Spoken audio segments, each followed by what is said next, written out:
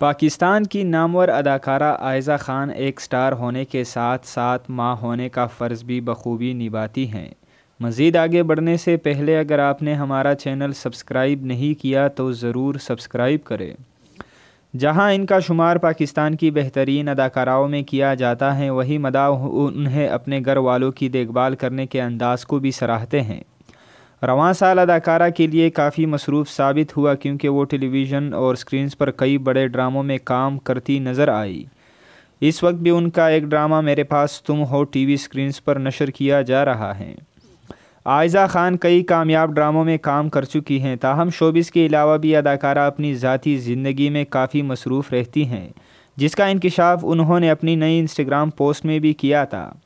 اداکارہ نے مداحوں کا شکریہ ادا کرتے ہوئے لکھا تھا کہ اس سال کے ختم ہونے سے قبل میں ذاتی طور پر ہر اس شخص کا شکریہ ادا کرنا چاہتی ہوں جس نے مجھے اتنا پیار دیا اور مجھے سراہا۔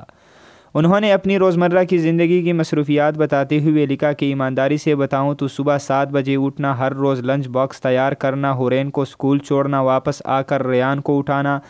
اسے کھانا کھلانا تیار کرنا اور پھر اپنی امی کے گھر چھوڑنا اور کبھی ان سے درخواست کرنا کہ وہ میرے گھر آ جائے،